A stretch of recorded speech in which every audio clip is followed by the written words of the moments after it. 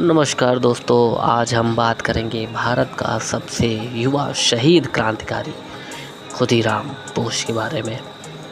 भारत की ये आज़ादी की लड़ाई में जब बड़े बड़े योद्धा अंग्रेज़ों के खिलाफ खड़े हो रहे थे, तब एक किशोर ऐसा भी था जिसने अपनी जान हंसते हंसते देश पर कुर्बान कर दी थी। उसका नाम था खुदीराम बोस। खुदीराम बोस का जन्म 3 दिसंबर 1889 को बंगाल के मिदनापुर जिले में हुआ। बचपन से वे ही अंग्रेज के अन्याय और अत्याचार से बेहद आहत रहते थे। महज 15 साल की उम्र में वे अनुशीलन समिति के जैसे क्रांतिकारी संगठन में जुड़ गए और अंग्रेजी हुकूमत को उखाड़ फेंकने का प्रण ले लिया।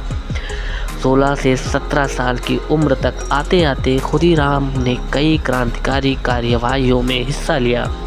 उनका सबसे बड़ा लक्ष्य था ब्रिटिश जज किंग्सफोर्ड को मारना, जो क्रांतिकारियों पर अत्याचार करने के लिए कुख्यात था। 30 अप्रैल 1908 को खुदीराम और प्रफुल्ल चाकी ने किंग्सफोर्ड की गाड़ी पर बम फेंका। दुर्भाग्य से उस गाड़ी में किंग्सफोर्ड नहीं बल्कि 2 अंग्रेज महिलाएं थीं जो कि मारी गईं।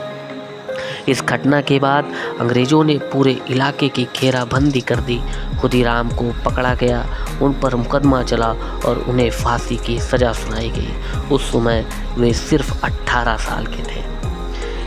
11 अगस्त 1908 यह तारीख भारतीय स्वतंत्रता संग्राम के इतिहास में सुनहरे अक्षरों में दर्ज है।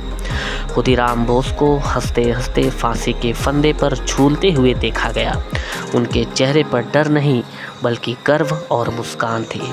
कहा जाता है कि जब वे फांसी पर चढ़े तो हजारों भारतीयों की आंखों से आंसू बह निकले।